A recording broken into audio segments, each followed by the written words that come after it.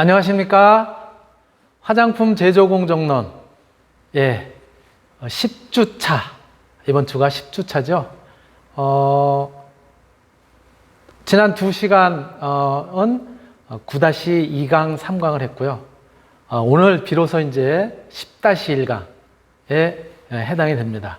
네, 오늘 화장품 제조 공정론 10-1강은 화장품 그리고 환경 안전과 관련된, 즉 화장품을 생산하는 과정이라든가 또는 화장품을 만드는 원료 이런 것들과 관련된 어떤 이제 안전성 문제 이런 거에 대한 이야기를 갖다 이제 같이 해볼까 합니다. 예. 오늘 같이 이제 이 화장품과 관련된 환경 그리고 안전 문제의 경우에는 화장품 관련 법적인 규제들, 또 그 화학물질과 관련된 등록이라든가 평가에 대한 이야기, 그리고 산업안전법, 또 화학물질 관리법, 또 세계 각국에서 화학물질을 어떻게 관리하는지, 그런 관리 체계는 어떻게 법으로 되어 있는지, 그런 것들을 간단하게 소개를 하는 걸로 그렇게 진행을 하고자 합니다. 예, 먼저 우리 화학물질이라고 하는 것들은 우리 화장품에도 사실 뭐 최근에는 가능하면 천연 소재라든가 또는 유기농 소재라든가 이런 것들을 이제 화장품 원료 또 성분으로 활용을 하려고 하는 경향이 있지만은, 사실은 뭐 천연 원료라고 하더라도 화학적으로 만들어진 그런 이제 물질인 것이죠. 화합물인 것이죠. 그래서 화학물질의 특징은 어떤 이제 뭐 정제수, 원수 이런 것들을 포함하고, 그리고 화합물, 그리고 그의 인위적인 그런 이제 반응을 일으켜서 얻어진 그런 이제 물질이 있을 수 있고, 또 조금 전에 말씀드렸던 것처럼 천연적으로 자연적으로 얻어지는, 즉 자연 상태에 존재하는 물질을 갖다가 또 추출을 하거나 정제를 하거나 해서 얻어진 것들이 사실은 넓은 의미에서 화학물질 이렇게 이제 표현을 할 수가 있는 것이죠. 자, 이러한 화학물질들은 우리가 실생활에 또는 산업적으로 유용한 그런 제품들을 갖다가 만들고 또 그러는 과정에서 이제 활용을 하게 되는 것이죠. 그래서 이런 화학물질들은 그 물질이 가지고 있는 유용성이 있는가 하면 또 유해성을, 뭐 안전이라든가 이런 데에 어떤 해를 갖다 끼친다라든가 또는 건강에 어떤 해를 끼친다라든가 이러한 유해성을 갖다 동시에 가지고 있어요. 그래서 유용성이라고 하는 얘기는 우리가 이제 살아가는 데 있어서, 생활하는 데 있어서 이제 필수적인 그런 것들을 갖다 이제 만족시켜주는 그러한 기능을 하는 것이죠.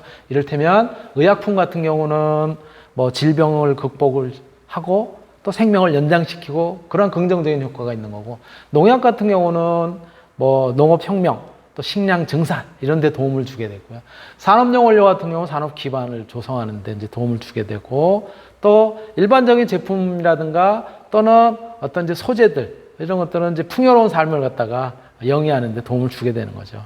또 소비자가 활용을 하게 되는 일상용품들 같은 경우는 이제 생활의 편의성이라고 하는 그런 이제 유용성을 갖다가 제공하는 데 반해서, 또 조금 전에 말씀드렸던 것처럼 화학물질이라고 하는 것은 유해성, 어떤 건강이라든가 환경에 나쁜 영향을 주는 그러한 이제 요소들도 갖추고 있는 것이죠. 이를테면 어떤 잔류성이라는 측면에서는 어떤 물질들이 분해하는데, 자연에서 분해하는데 굉장히 오랜 시간이 걸린다라든가, 플라스틱 같은 경우가 대표적인 경우 아니에요? 또 확산성은 어떤 굉장히 해로운 물질들이 굉장히 넓게 이동이 된다라든가 또 매체가 전이가 된다라든가 그런 특징도 가지고 있고요. 치명성은 어떤 건강에 위해를 가져오거나 또 암을 갖다 일으키는 바람성이라든가 기형을 유발한다든가 이런 요소들이 있을 테고, 또 미량성은 그 양이 아주 적은 양임에도 불구하고 해를 갖다 끼치는 그런 이제 특징들이 있는 거죠. 그리고 비가시성, 눈으로 보기가 어려운 그런 요소들이 있을 수 있어요. 예를 들자면 어떤 공기를 갖다 오염시킨 그런 경우의 물질들은 대기오염 물질 같은 경우는 우리가 눈으로 보기는 어렵단 말이에요. 그렇죠? 우리가 어떤 해로 결과로 나타냈을 때 이제 알 수가 있는 그런 경우인데, 바로 이러한 유해성이라든가 이와 같은 부정적인 영향을 갖다가 최소화시키고자 하는, 그래서 사전에 예방적인 그런 이제 활동을 하고자 하는 차원에서는 화학물질의 관리가 굉장히 필요하게 되는 것이죠. 예. 그래서 우리 아까 양면성이 있다고 했잖아요. 유용성과 유해성을 갖다 이제 가지고 있다고 했는데, 사실은 원래 의도는 그 한 사례인데요. 원래 의도는 가습기 살균제 같은 경우는 뭐예요? 우리가 조금 생활의 편의를 갖다 주기 위해서 물도 부패되지 않고, 그쵸? 썩지 않고, 그러면서도 쾌적한 환경을 갖다 유지하도록 하는 목적으로 가습기 살균제를 갖다 활용을 하고 그랬었는데, 바로 이 가습기 살균제가 유해성이 굉장히 컸던 거죠. 그래서 사망사고들이 발생을 해서 가습기 살균제 제품별 피해자 현황을 보면 2011년부터 2017년 정도까지의 2016년 4월까지의 통계가 옥시싹싹 뉴 가습기 당번 같은 경우 사망자가 그걸로 인해서 70명, 또 와이즐렉 가습기 살균제 16명, 홈플러스 가습기 청정제 12명, 뭐 세퓨 가습기 살균제 14명, 이러한 굉장히 많은 희생자를 갖다 냈고요. 이 서울중앙지검이 이제 수사를 하면서 최근까지 이렇게 또 환경부에서도 이 피해 이런 것들을 갖다 이제 확인을 했더니 더 많은 사람들이, 제가 이제 최근까지의 자료를 갖다가 업데이트를 한 거예요. 더 많은 사람들이 1차, 2차, 3차, 4차, 5차 피해 조사를 갖다 통해 가지고 굉장히 많은 사람들이 저 가습기 살균제 영향에 의해서 사망을 한 그런 결과를 갖다 여러분들이 보실 수가 있습니다. 1차 때 사망이 114명, 2차 때 49명, 3차 때 94명, 4차 때 1327명, 그리고 5차 때 72명. 그래서 전체적으로 1656명이 이 가습기 살균제에 의해서 사망을 한 거예요. 굉장히 많은 거죠. 아주 치명적인 그런 이제 영향을 갖다 끼친 거예요. 가습기 살균제에 의해서 피해를 입은 사람, 그러면서도 지금 고통 속에 살아가고 있는 사람들도 5,785명에 이르는 많은 사람들이 이제 피해를 입고 있는 그런 유용성과 유해성을 갖다 동시에 가지고 있는 그런 특징들을 이 화학물질들은 가지고 있다는 거죠. 또 다른 예는 뭐냐면, 유용성이 있음에도 불구하고 유해성이 있었던 아주 커다란 사례로 이런 거예요. 구미 산업단지에서 불화수소 누출 사고가 일어나면서, 이게 2012년 9월 27일에 일어났었던 건데요. 주식회사 휴브 글로벌 구미 공장에서 일어났었던 건데요. 구미 국가산업단지 제4공단에서 일어났습니다. 화학물질로서 이게 불산이라고 얘기하는 불화수소가 8톤이나 누출이 됐어요. 그래서 불산을 적재한 탱크롤리, 여기 이제 20톤짜리인데, 여기에서 공장으로 이송하는 과정에서 저장 탱크로 옮기는 과정에서 작업 부주의로 인해 가지고 불화수소가 유출이 됐어요. 한 8톤 정도가 누출이 됐는데, 이걸로 인해서 인명피해만 5명이 죽었는데, 그 인명피해에 그치지 않았다는 거예요. 주민이 340명, 또 자동차가 1958대, 또 공장시설물, 가축, 농작물, 사람에만 피해를 갖다 끼친 것이 아니라 굉장히 많은 피해를 갖다 이제 입힌 거예요. 유용성이 있는가 하면, 즉 어떤 제품을 갖다 만들고 그러는 과정에서 굉장히 효과적인 그런 물질이기도 하지만 사람에게는 이렇게 위험한 그런 이제 요소가 있었다는 거죠. 그래서 이런 크게 봤을 때 두 가지 아주 우리에게 굉장히 충격적인 사건을 갖다가 바탕으로 해서 이러한 일들이 있어가지고 화학물질 관리법이라는 것이 이제 개정이 되게 된다. 그 이전에 있었던 화학물질 관리법들이 개정이 돼서 유해화학물질 관리법이라고 했었던 그러한 법들이 이제 크게 두 가지로 나눠져요. 화학물질 등록 및 평가 등에 관한 법률을 줄여서 이제 화평법이라고 얘기를 하고요. 화학물질 관리법이라고 하는 것을 줄여서 화관법 이렇게 이야기를 합니다. 이거는 화학물질과 관련된 정보 부족, 또 생활 물질인 가습기 사고, 이런 것들에 의해서 우리가 피해를 갖다 입었었던 그런 사례들이 있는 거고, 또 구미 불산 사고에 의해서 화학 사고가 지속적으로 해마다 구미 산업단지에서만 일어나는 것이 아니에요. 해마다 이게 일어나고 있어요. 그래서 산재 사고라든가 이런 것들을 갖다가 예방하자는 차원에서 이렇게 법을 갖다 기존에는 유해화학물질 관리법으로 통합이 되어 있었던 걸 갖다가 두 개를 갖다가 나누어서 이제 개정을 하게 됩니다. 그러면서 2015년부터 이제 시행을 하고 있고, 이러한 것들이 결국은 화학물질의 유해성 또 위해성.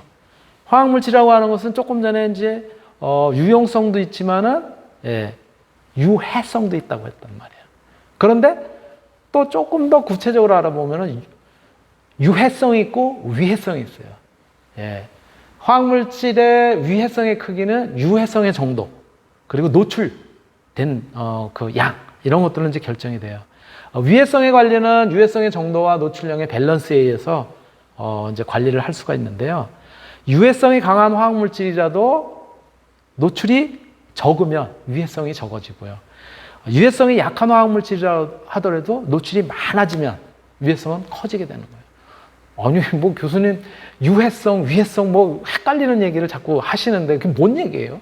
그래서 제가 유해성, 위해성을 갖다가 조금 구분을 해서 여러분들한테 이제 말씀을 드리겠는데, 유해성이라고 하는 것은 영어로는 hazard 이렇게 이야기를 하고요. 위해성이라고 하는 것은 이제 우리말로 하면 위험성 뭐 이런 식으로도 표현을 하기도 하지만, 위해성이라고 하는 것이 이제 정확한 명칭이고요. risk 이렇게 이야기를 합니다. 그래서 유해성, hazard의 경우에는 뭐냐면 화학물질이 가지고 있는 고유의 독성이에요. 이것을 유해성 이렇게 이야기를 합니다. 그러니까 아까 불상 같은 경우도 이제 그런 거죠. 또 가스킵 사고. 그 가습기 살균제 이 경우도 이제 그런 거죠. 바로 화학물질이 가지고 있는 고유의 독성, 피해를 줄 수 있는 고유의 독성이기 때문에, 예를 들자면 아주 쉽게는 시아나칼륨, 저게 뭐죠? 청산가리, 먹어보면 바로 죽는 거야. 독성이 있기 때문에. 또 뱀 물리면 어떻게 돼요? 바로 그냥 굉장히 커다란 피해를 갖다 받게 되죠. 보고의 독 잘못 먹으면 죽잖아요. 이것도요. 이러한 그 물질이 가지고 있는 고유의 독성은 유해성 이렇게 이야기를 하는 거예요. 위해성은 뭐냐면 리스크라고 이제 번역을 하는데, 유해성이 있는 화학물질, 이 물질이 노출되는 경우에 사람의 건강 또는 환경 이런 것들에 피해를 줄 수 있는 그런 정도, 그러한 요소 이런 것들은 위해성이에요. 위험하다는 거죠. 그래서 노출량이라든가 노출 시간에 따라서 위해성이 점점 늘어난다고 그랬었죠. 또는 줄어들기도 하고. 바로 그런 것들을 이제 의미하는 거고요.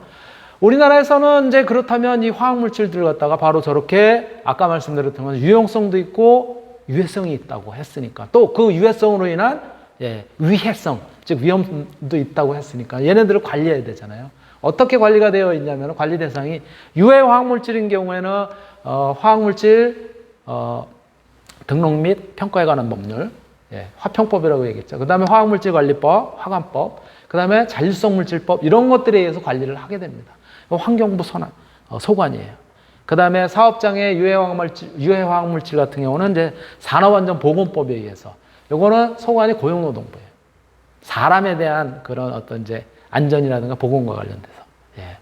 그리고 농약관리법, 비료, 뭐 쭉 보면 의약품, 뭐 마약류, 그리고 제가 표시를 해놨어요. 화장품. 화장품의 경우에는 화장품법에서 이제 정의를 하고 있죠. 그래서 화장품의 안전관리를 통한 국민보건 향상을 목적으로 해서, 이거는 이제 식약처, 마찬가지 식품도 마찬가지입니다. 마약도 마찬가지고요. 이런 것들. 이렇게 식약처에서 이제 관리를 하도록 그렇게 되어 있습니다. 그렇다면 우리 화장품은 그럼 어떠한 이제 법적인 규제를 갖다가 우리가 생각을 해야 되겠느냐? 화장품의 경우도 마찬가지 화학 그런 원료라든가, 그렇죠? 이런 것들은 이제 재료라든가 이런 것들은 화학물질인 경우가 이제 상당히 많이 있잖아요. 그래서 화학물질의 제조, 판매 또는 사용, 수입에 관한 그런 이제 수입과 관련된 그런 이제 법률에 해당이 되고요. 그것이 아까 말씀드렸었던 것처럼 어떤 유해성, 위해성 이런 것들이 이제 있기 때문에 뭐 모든 물질이 다 그렇다는 건 아니지만 그러한 물질들이 포함되어 있기 때문에 화학물질의 등록 및 평가 등에 관한 법률, 줄여서 화평법이라고 얘기합니다. 그다음에 두 번째로 산업안전보건법, 예, 어떤 이제 작업자의 위생이라든가 보건 이런 것들과 관련된 거죠. 요거는 줄여서 산안법 이렇게 얘기를 하고요. 세 번째로 화학물질관리법은 줄여서 화관법 이렇게 얘기를 합니다. 그리고 이렇게 제조, 판매, 사용, 수입뿐만이 아니라 화장품도 마찬가지지만은요. 화학물질의 배출 그리고 폐기와 관련된 그런 이제 법률들은 어떤 거하고 연관이 되냐면은 특히 환경적인 그런 것들하고 관련이 돼요. 그래서 수질 및 수생태계 보존에 관한 법률 이제 환경과 관련된 환경부에서 이제 관여를 하게 되는 그런 이제 법들인데요. 그건 줄여서 수질 수생태계법 이렇게 이야기를 합니다. 그다음에 두 번째가 대기환경보존법, 또 세 번째가 토양환경보존법, 네 번째가 폐기물관리법, 그리고 다섯 번째는 자원의 절약과 재활용 촉진에 관한 법률. 이건 이제 자원재활용, 재활용과 관련된 거예요. 그래서 자원재활용법에 관련이 되어 있습니다. 자, 그렇다면 화장품하고 화평법이라고 하는 화학물질 관리 및 등록 및 평가에 관한 법률, 등에 관한 법률, 요거는 무엇을 갖다가 하고자 해서 그렇게 마련이 된 법률이다. 화평법의 경우는 화학물질과 이를 함유한 제품을 갖다 관리하기 위한 그런 이제 법이에요. 국내에서 제조나 수입되는 모든 신규 화학물질들, 그리고 연간 1톤 이상 어떤 물질을 갖다 다루는 이제 그런 경우에는 등록 대상이에요. 그리고 기존 화학물질에 대한 이제 등록이라든가 또 심사, 평가 이런 것들과 이제 관련이 되어 있는 거고요. 물론 화장품도 세정제라든가 방향제, 접착제, 광택제, 탈취제, 합성세제, 표백제, 섬유유연제 이런 거와 마찬가지로 일반 소비자들이 주로 이제 생활용으로 사용하는 제품이기 때문에 이 법에서 정한 기준에 의해서 이제 승인을 받아야 돼요. 화학물질 관리 및 평가에 관한 법률, 이런 것들에 이제 승인을 받아야 되고요. 방충제, 소독제, 방부제 등과 같이 사람과 동물을 제외한 모든 생물을 죽이거나 또는 생물의 활동을 방해하거나 저해하는 데 사용이 되는 그런 제품도 마찬가지 화학물질 등록 및 평가에 관한 법률이라고 하는 화평법에 어떤 이제 관리를 받게 되어 있습니다. 그렇게 되어 있고요. 자, 그러면 화장품과 화평법의 관계 따져보면은 화학물질 및 혼합물과 관련해서는 이제 기존 화학물질 연간 1톤 이상의 경우 어떻고, 또 등록 대상 기존 화학물질은 어떻게 고시를 하고, 뭐 이러한 것들이 절차로 나타나 있고요. 그 다음에 위해성에 대한 평가, 또 허가 물질들은 어떠한 물질들은 허가를 이제 받아야지만 사용을 할 수 있는지 이런 것들이 지정이 되어 있는데, 사실은 이제 화장품의 경우에는 그렇게 많지는 않아요. 여기 해당되는 물질들이. 제품으로서는 이제 화학 제품 내에 어떤 이제 화학 물질이라든가 또는 위해성 평가, 위해 우려가 있는 경우에, 그리고 또 우려가 있는 제품의 경우에는 안전이라든가 표시 기준 이런 것들은 이제 마찬가지로 충족시켜야 되는 거예요. 이러한 체계들을 갖다 전체적으로 가지고 있고, 그것들이 화장품하고 관련이 되는 내용이라면 우리가 마찬가지로 거기에 대해서 관리도 해야 되고, 주어진 그런 이제 규정에 의해서 관리도 해야 되고, 그렇습니다. 바로 그런 얘기고요. 자, 또 화장품과 산업안전보건법, 산안법하고는 어떤 관련성을 갖다가 가지고 있는가 하면은, 산업안전보건법의 경우에는 산업재해를 예방을 하고 쾌적한 그런 이제 작업 환경을 조성함으로써 이제 근로자, 거기서 근무하는 근로자의 안전과 보건을 유지 증진함을 목적으로 해서 제정이 된 것이 산업안전보건법이에요. 이것은 이제 유해성이라든가 위험성이 우려되는 물질의 경우 그 물질들이 어떤 것들이 있는지 이런 것들은 이제 조사를 하고 조사 보고서를 이제 고용노동부 장관에게 이제 제출을 해야 되는 그런 특징이 있고요. 또 화학물질이라든가 화학물질을 함유한 제재들, 뭐 이제 그런 것과 관련해서는 뭐 여러분들도 이제 많이 들어봤었지만, 우리 이제 화장품 원료학이나 천연 원료학 이런 데서도 이제 그 일부 다뤘겠지만은, 예. 그러한 물질들인 경우에는 이제 물질 안전 보건 자료. 예. 영어로는 MSDS. 예. 이렇게 이제 표현합니다. Material Safety Data Sheet. 예. 줄여서 MSDS 이렇게 얘기를 하고요. 우리말로 번역할 때는 물질 안전 보건 자료 이렇게 이야기를 하는데, 이것을 반드시 작성을 하고 그것을 갖다 비치를 해놓고, 예. 하도록. 또 어떤 그런 물질 갖다 취급하는 경우에서 요청을 하면은 제공을 하도록 그렇게 되어 있어요. 그리고 근로자의 보건 관리, 작업 환경과 관련된 그런 이제 사항들, 이런 것들도 산안법에서 다루고 있습니다. 예, 그러한 부분들 우리가 이제 유의해서 우리가 이제 관심을 가져야 될 내용이고요. 바로 조금 전에 말씀드렸었던 그런 이제 물질 안전 보건 자료, MSDS, 예, Material Safety Data Sheet. 예, 바로 이제 그런 것들이고요. MSDS라고 하는 물질 안전 보건 자료를 어떠한 내용들, 이런 것들이 이제 담겨야 되는지 MSDS의 구성들 쭉 이제 표현을 해놨고요. 그 다음에 이 물질 안전 보건 자료의 경우에는 위험성에 따라서 저렇게 표시, 그림의 표시, 예, 저렇게 이제 하도록 되어 있습니다. 예를 들어서 해골로 되어 있는 경우는 이제 독성이 있다. 뭐 또 저렇게 이제 불꽃 모양으로 되어 있는 거는 뭐 인화성이 있다라든가, 예, 또 뭐 여러 가지 그런 요소들, 또 이제 뭐 부식성이 있다라든가, 또는 압력이 굉장히 높아가지고 위험성이 있다, 고압가스의 여부인지 등등과 관련된 그런 것들을 갖다 이렇게 그림으로 표현을 하도록 그렇게 되어 있습니다. 예. 바로 아르곤 같은 경우, 예를 들어서 이제 하나의 사례예요. 이쪽에 아르곤 같은 경우에는 이렇게 이제 표시를 해놨잖아요. 고압가스다, 굉장히 압력이 높아서, 예, 잘못 다루면은, 예, 그러면은 어떤 위험성이 있다, 이렇게 이제 경고를 하게 되고요.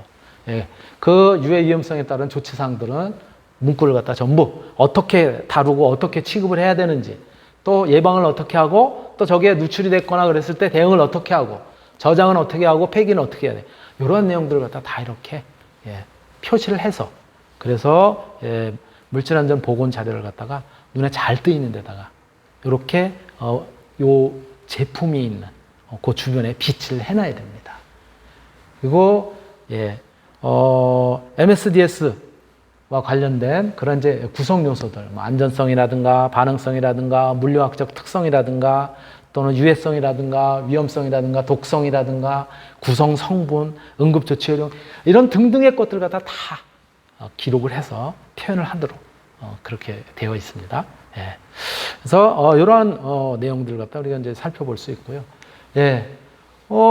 그러면 이제 화장품과 관련된 산업안전보건법, 이런 것들은 우리가 어떻게 관리를 해야 되느냐? 여기에는 그것을 갖다 관리하는 사람들이 반드시 배치가 되도록 되어 있어요. 이거는 이제 산업안전보건법상에서 우리가 지난 시간에 배웠었던 것처럼, 그렇죠? 예, CGMP, 예, 우수 화장품 품질 제조 및 품질 관리와 관련된 그런 기준에 또 마찬가지 그 해당 업무를 갖다 하는 사람들을 갖다 이제 배치를 하도록 그렇게 되어 있었잖아요. 그런데 이 산업안전보건법에 의해서도 유해성, 위해성을 갖다가 가지는 그런 물질들은 어떻게 관리를 해야 되는지 안전관리자를 들어갔다가 저기 사업주는 반드시 안전보건관리 책임자를 갖다 두도록 되어 있습니다. 예. 그리고 그 밑에 관리감독자, 어떤 물질에 따라서 또는 어떤 요소에 따라서 그렇게 관리감독자를 갖다가 반드시 이제 두도록 되어 있고요. 예.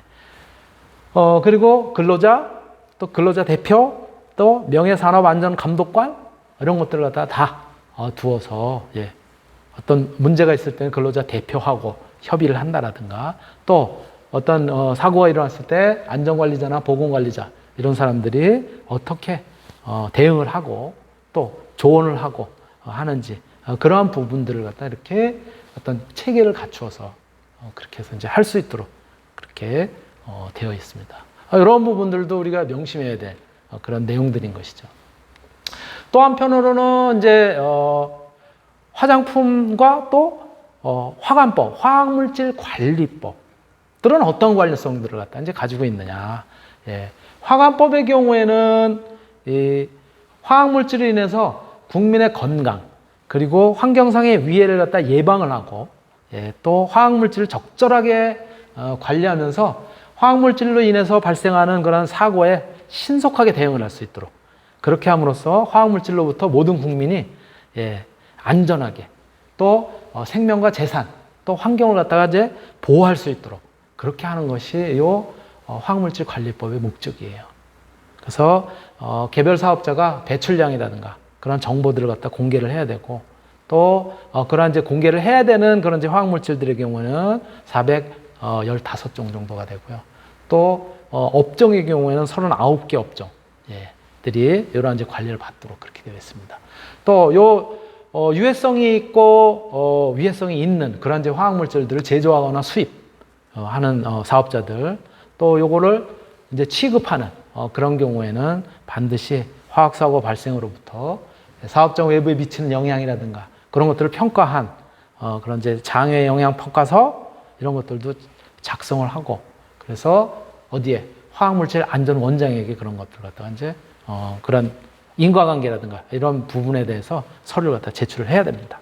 또 화장품의 경우에 화장품 제조와 관련된 원료 이런 것들은 화장품법에서 그 관리를 갖다 따로 정하고 있기는 합니다.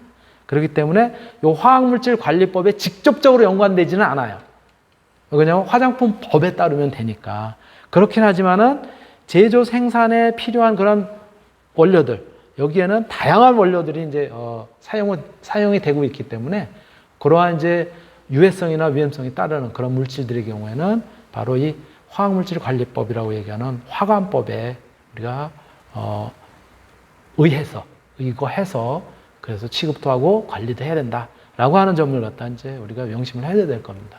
바로 그러한 측면에서는 바로 화장품과 이제 화관법, 화학물질 관리법과의 그런 어떤 체계와 관련해서는 뭐 수입 또는 어떤 이제 관리 이런 거와 관련돼서 신규 물질이 뭐고 금지 물질이 뭐고 제한 물질이 뭐고 또 허가 물질은 뭐고 유독 물질은 뭐고 사고 대비 물질은 뭐고 이러한 것들을 전부 사전에 어떤 시험 검사를 갖다가 이제 하는지 이거는 연구용인지 아니면 생산용인지 뭐 등등과 관련된 그런 것들을 갖다가 전부 우리가 관리를 하고 또 확인을 하고 그럴 필요성이 있습니다. 물론 신규 물질이나 기존 화학 물질과 관련된 어떤 이제 등록이라든가 평가에 관련된 거는 아까 말씀드렸던 것처럼 화학 물질 등록 및 평가에 등에 관한 법률이라고 얘기하는 화평법에 해당이 되는 내용이고요. 그 다음에 이제 취급을 하거나 설치 운영을 하고 또 그러한 허가를 받고 이런 것들은 화학물질 관리법에 해당이 되는 그런 내용이다라고 하는 점을 여러분들이 이제 인지를 해두시면 될 것 같습니다. 실제 그 화장품 회사에서도 이제 안전관리자라든가 또 이 화학물질을 갖다 이제 관리하는 그런 사람들을 두어서 그래서 이제 그 어떤 관리를 하고 또 보고를 하고 기록을 하고 그렇게 되어 있기 때문에 여러분들이 우리 그런 거 이제 수업 시간에 좀 배운 적이 있어 라고 하는 정도로만 여러분들이 기억을 해 두셔도 그래도 좋을 것 같습니다. 자, 그렇다면 우리나라뿐이 아니라 세계 각국에서는 이 화학물질들 이런 것들을 어떻게 관리를 하는지 그런 것들을 갖다 이제 간단하게 제가 이제 표로 나타냈는데요. 우리나라의 경우에는 화학물질 관리법이라고 하는 그런 형태로 되어 있고요. 그리고 일본은 화학물질 심사에 관한 법, 그래서 이제 화심법 이렇게 얘기를 하고, 미국의 경우에는 TSCA 이렇게 이제 줄여서 표현하고요. 유럽의 경우에는 화학분법, 캐나다 CEPA, 세파, 또 그다음에 호주의 경우에는 닉나스, 저거는 이제 다 줄여서 이제 표현하는 것이죠. 그래서 기존에 있는 화학물질과 관련된 그런 내용들, 또 대상은 어떠한 부분들, 관리와 관련돼서 어떠한 부분들을 대상으로 하는지. 우리나라 같은 경우는 제조와 수입에 관련된 부분들. 미국 같은 경우는 제조뿐만이 아니라 가공, 유통, 이용, 폐기와 관련된 이런 부분까지 다. 대부분의 국가가 제조와 수입에 관련된 이러한 부분에 있어서 화학물질 관리법에 저쪽을 그 관리를 받는다 이런 얘기고요. 우리 화장품의 경우에는 화학물질 관리법 모든 물질은 아니지만 해당이 되는 것들은 예를 들어서 뭐 유해성이라든가 유해성이 있는 물질들은 해당이 되고 그렇지 않은 물질들의 경우에는 적용을 갖다가 이제 제외를 받게 되죠. 왜? 화장품 법에서 다루고 있으니까. 그렇게 이제 이야기를 하고 있고요. 또 신고와 관련돼서는 우리는 이제 연간 100kg 이하를 사용하는 경우에 전체 양이 그런 경우에는 굳이 신고를 안 해도 되는 화학물질 관리와 관련된 그런 부분에서 신고를 안 해도 되는 그런 부분이 있고요. 그거는 나라마다 조금씩 다릅니다. 일본 같은 경우는 시험연구용이라든가 또는 시약이라든가 이런 것들은 이제 신고를 안 해도 되고요. 또 유럽 같은 경우 산업 첨가물, 식품 첨가물 이런 것들이 조금씩 또 다 다르게 되어 있는데 뭐 구체적인 내용은 여러분들이 알 필요는 없지만 이렇게 나라마다도 화학물질을 관리하는 그런 체계들 또 이런 것들이 조금씩 다르다라고 하는 점을 간단하게 여러분들한테 이제 보여드렸습니다. 10-3강에서 다루게 되는 그 화장품과 환경 그리고 안전과 관련된 그런 내용은 이것으로 마치도록 하겠습니다. 네.